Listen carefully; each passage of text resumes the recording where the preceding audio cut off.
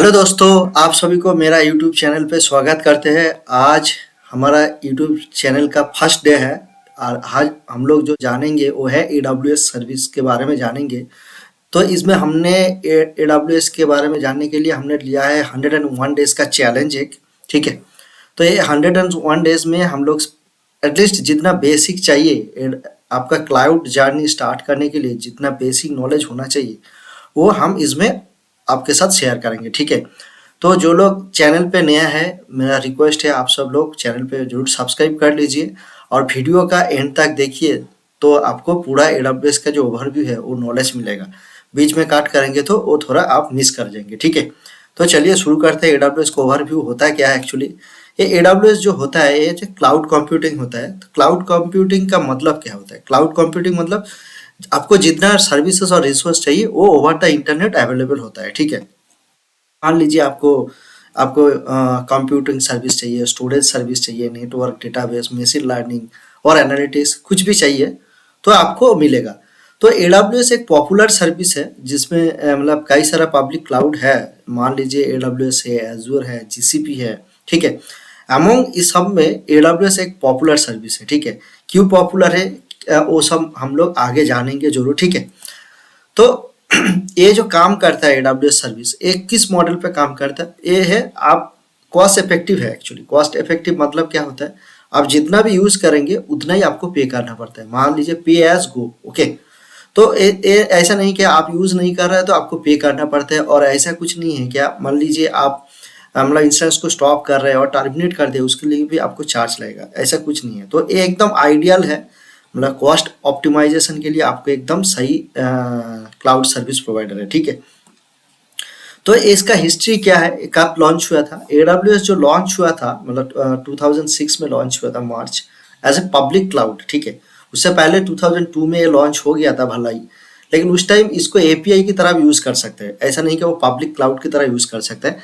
लेकिन 2006 में जब एज ए पब्लिक क्लाउड की तरह लॉन्च हो गया और उस टाइम मतलब ऐसा नहीं कि बहुत सारा सर्विस भी था अवेलेबल, फ्यू सर्विस था, लिमिटेड सर्विस था। तो हम लोग जानेंगे आगे कौन सा सर्विस आया था उस टाइम पे, और इंडिया में आया था मतलब एज ए सेलिंग सर्विस रूप के, मतलब वो 2016 के आसपास। ठीक है, तो चलिए जब स्टार्ट हुआ था AWS मतलब जब शुरू में वो एज ए पब्लिक क्लाउड में लॉन्च हुआ था उसमें क्या था एक्चुअली सर्विस?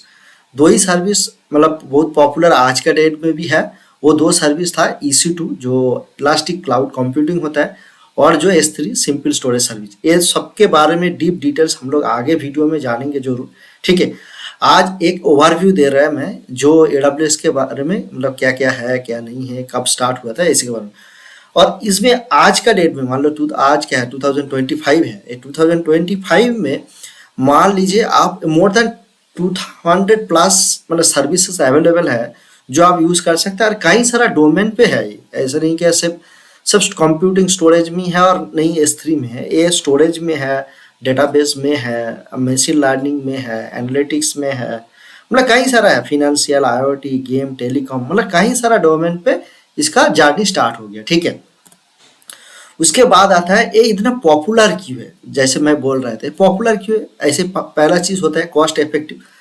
मतलब आप किसको चूज करेंगे? आपका पैसा जिधर कम लगेगा उसको ही ना आप चूज करेंगे। तो ये बहुत कॉस्ट इफेक्टिव होता है एक क्लाउड प्रोवाइडर। ठीक है, आप जब यूज करेंगे तब पैसा देना पड़ता है। ऐसा नहीं कि आप एक EC2 इंस्टेंस ले लिया और आप एक महीने के लिए स्टॉप करके रखे हैं तो आपको पैसा भरना पड़ता है, उसके लिए पैसा नहीं भरना पड़ता है। आप यूज कर रहे हैं तो आपको पैसा भरना पड़ता है।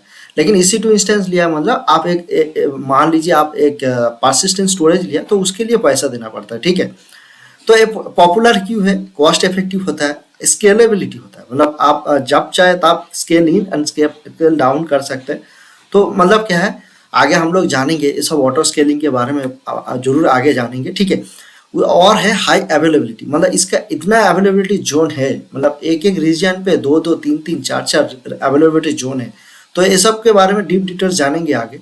तो इतना अवेलेबिलिटी जोन है क्या आप एक सर्वर डाउन होता है तो दूसरे अवेलेबिलिटी जोन से आपको सर्विस प्रोवाइड करेगा, तो ये कभी भी वो डाउन नहीं होता। और क्या है, रिलायबल है, और सिक्योरिटी है। सिक्योरिटी मतलब तो समझ गया आप जितना आजकल इंडस्ट्री में क्या है, आप जितना डेटा आप रख रहे कहीं पे रखो, कहीं सर्वर पे रखो, मेन मुद्दा होता है जो है सिक्योरिटी।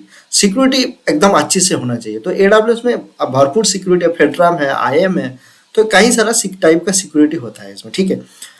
और क्या है, और थोड़ा एक चीज जान लीजिए, इसमें बहुत सारा सर्विस तो है, लेकिन मोस्ट पॉपुलर सर्विस आज का दिन में कौन सा है, एकदम एक ढंग के चलते हैं तो एक बात मैं जरूर बताएंगे।